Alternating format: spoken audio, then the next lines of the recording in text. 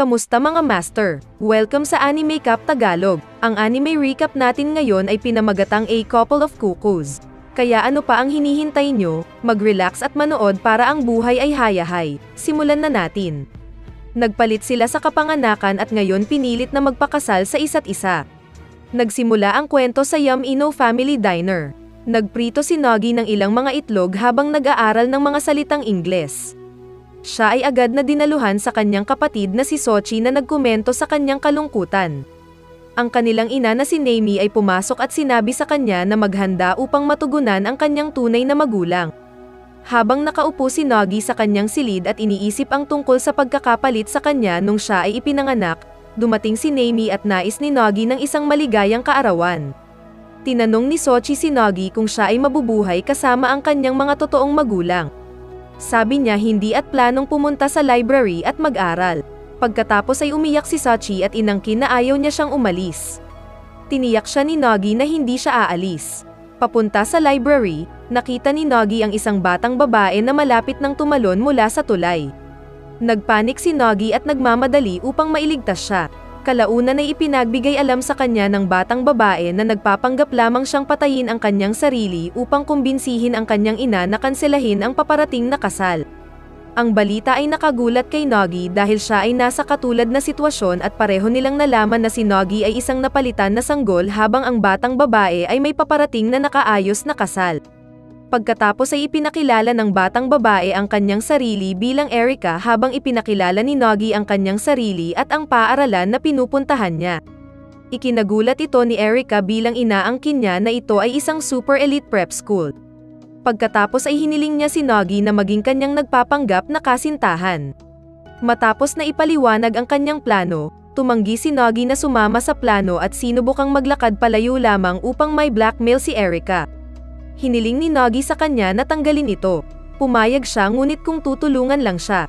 Sinubukan nila kuhanan ng litrato ang isa't isa ng maraming beses upang makakuha ng magandang anggulo upang gawing patunay. Upang malunasan ito, tumagal si Erica upang gumawa ng ilang mga damit sa pamimili. Sa pagtatapos ng kanilang paglalakbay sa pamimili ay nakipag-ayos sila sa ilang mga pang-crop na damit at muling subukan at kumuha ng litrato ng magkasama ngunit sa palagay niya, ito nawawala pa rin ang isang bagay. Na kung saan siya ay nagpatuloy upang pag-usapan ang tungkol sa mga larawan at sa huli ay nagpa siya na gamitin ang unang larawan na kanilang kinuha. Ipinadala ni Erica ang larawan at tinext ng kanyang ama na hindi siya naniniwala sa kanya. Sa sandaling iyon, tatlong lalaki na naging stalker ni Erica ang humarap sa kanila. Ang isa sa mga stalker ay sumubok na makakuha ng pisikal kay Noggy matapos malaman na siya ay kasintahan ni Erica ngunit si Noggy ay naghagis ng isang suntok sa kanya at binalaan silang lumayo kay Erica.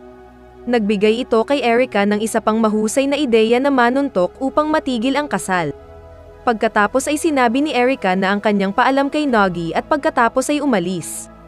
Sa gabing iyon, nakikipagpulong si Noggy sa kanyang mga magulang na totoo na naging mga magulang ni Erica at inihayag din nila na inayos nila ang mga ito upang magpakasal.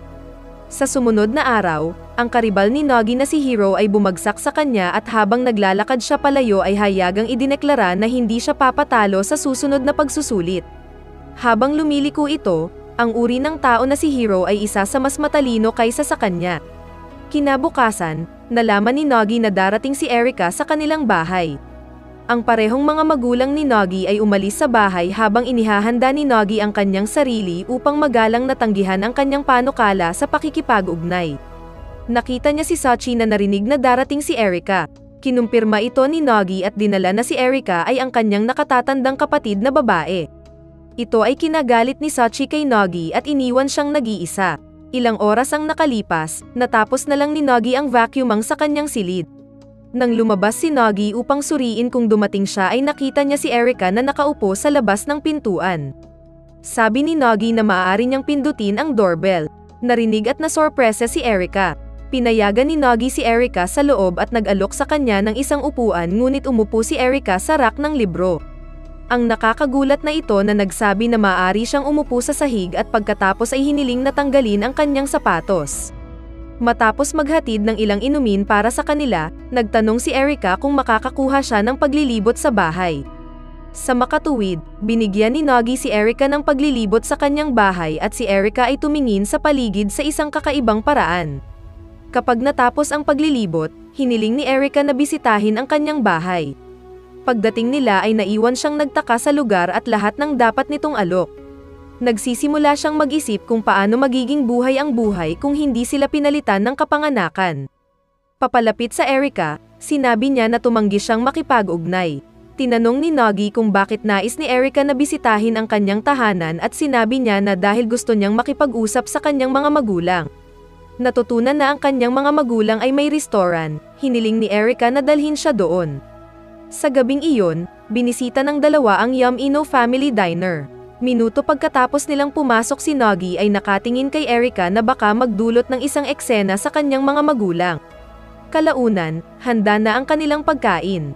Kahit na mukhang hindi niya gusto ito, sinubukan niya ito at inaangkin na masarap ito. Pagkatapos ay nagkomento si Naomi na si Erika ay kahawig ng Sochi. Ang dalawa pagkatapos ay magsimulang makarating sa mga nerbiyos ni Erika at si Erika ay bumangon at biglang umalis. Hinabol siya ni Nagi hanggang sa huminto siya sa isang tulay upang mapilit na aminin na nais niyang lumapit sa kanila at natatakot siya na hindi nila siya tatanggapin. Gayunpaman, tiniyak siya ni Nagi at bumalik sila. Niyakap ni Naomi si Erika at pinaglingkuran sila ng mas maraming pagkain para sa hapunan. Kalaunan ay naglakad si Nagi sa kanyang bahay at nagpapasalamat siya sa kahanga-hangang araw. Sa sandaling iyon, dumating si Sutra at hinatid niya sila sa isang bahay kung saan ang dalawa sa kanila ay meninirahan sa susunod na 2 linggo. Sa pilitang nanirahan sa bahay sa loob ng 2 linggo, pagkatapos ay nakatanggap siya ng mga text mula sa kanyang ina tungkol sa kanyang bagong sitwasyon sa pamumuhay. Bago siya matulog, iminumungkahi ni Erika na mag-set up sila ng ilang mga patakaran na hindi sila nakikisali sa bawat isa habang nandoon sila at sumang-ayon si Nagi. Nang sumunod na araw nagising si Nagi at pagkatapos ay inalertuhan ng sigaw ni Erika sa banyo. Nang dumating siya ay itinuro ni Erika na ang butiki ay nasa banyo. Gayunpaman, ang reaksyon ni Nagi sa butiki ay nagbigay sa kanya ng lakas ng loob na alagaan ito mismo. Kalaunan ay nalaman ni Nagi na ang kanyang telepono ay walang battery. Nababagabag dito. Ang doorbell ay tumunog at ito ay isang paghahatid ng mga pag-aari ni Nagi. Pagkatapos ay nakiusap siya sa kanya na huwag tanggalin ang package dahil naglalaman ito ng mahalagang bagay sa kanya. Kaya tinulungan ni Nagi si Erika sa kanyang mga selfies at pagkatapos ay tinulungan siyang kumuha ng litrato na humantong sa isang awkward sandali sa pagitan nila. Pagkatapos nito ay ipinagpatuloy nila ang kanilang photoshoot sa labas. Gumamit si Nagi ng isang medyas upang lumikha ng isang kamanghamanghang larawan ng kanyang pagkuha ng tubig. Humanga sa larawan, nais ni Erika na magkaroon ng mas maraming mga larawan na kinunan ngunit tumanggi si Nagi na humahantong sa isang hose sa pagitan nila. Sa sandaling ito ay naayos, tinanong siya ni Erika kung bakit siya nag-aaral ng buong buo. Sa kanyang pagtatapat, inangkin ni Nagi na nais niya ang kanyang mga magulang na mabuhay ng isang komportableng buhay. Pagkatapos ay naghanda si Nagi ng hapunan para sa kanilang dalawa. Sa sumunod na araw, nag-iwan si Nagi para sa paaralan at mula sa kanyang locker ng sapatos ay nakahanap ng isang tala na naiwan sa kanya mula kay Hiro na nagtanong na makipagkita sa bubong pagkatapos ng klase. Sa una, naniniwala si Nagi na ang tala ay peke ngunit napagtanto na ito ay totoo dahil nakita niya si Hiro na nakatingin sa kanya sa buong araw. Araw na iyon, nalaman ni Nagi na nakakuha siya ng first place sa pagsusulit na ikinagulat ng lahat. Pagkatapos ng klase, nakipagkita si Nagi kay Hiro sa rooftop na nagpapahayag sa kanya na tatalunin siya sa susunod na pagsusulit. Bukod dito, si Hiro ay nagpatuloy sa isang tirada tungkol sa kung paano niya siya tatalunin sa isang iba't ibang mga bagay. Ang engkwentro na ito kay Hiro ay nagkaroon ng higit na paggalang sa kanya. Sa bahay, nagkasipon si Nagi at sa kabila nito ay nais niyang magpatuloy sa pag-aaral. Upang matulungan si Nagi, nagbihis si Erika bilang isang doktor at binisita siya sa kanyang silid ngunit tumanggi si Nagi na maglaro at nais na mag-aral ng nag-iisa. Ilang sandali pa, nanghihina siya dahil sa pagkapagod ay nagising siya sa silid ni Erika. Pinuri niya siya sa kanyang pagpapasya na nagpapasaya sa kanya. Ang mga nangungunang resulta ng pagsusulit sa ay nilabas at ang lugar ni Nagi ay nangunguna pa rin. Natatanggap ng isa pang liham mula kay Hiro sa kanyang locker ng sapatos. Sa pagbabasa nito ay nagmadali siya sa rooftop at nahanap si Hiro doon. Nang tanungin siya ni Hiro kung bakit siya ay sobrang nagpapatuloy sa paglampas sa kanya. Sagot niya na nais niyang aminin ang kanyang pakiramdam para sa kanya nang sa wakas ay malampasan niya siya sa top grade exam. Gayunpaman, hindi niya ito itinuturing na tagumpay. Kaya tinanggihan niya siya ngunit tumanggi si Nagi na magbigay at panata na talunin siya sa lahat. Sa huli, nagtapos ito na parehong pagod sa sahig pagkatapos ng karera upang makuha muna ang kanilang backpack. Pagkatapos ay inamin ni Hiro na ikakasal siya sa ibang tao. Bumalik sa bahay, pinag-isipan ni Nagi ang sitwasyon habang nakahiga sa kanyang kama. Pagkatapos ay lumitaw si Erika sa silid ni Nagi upang ipaalala sa kanya na ang kanilang 2 linggo na araw ay sa wakas. Sa ibaba, si Nagi ay nag-impake ng kanyang mga bagay at ang 2 sandali ay sumasalamin sa kanilang oras sa bahay na inamin ni Nagi ay masaya.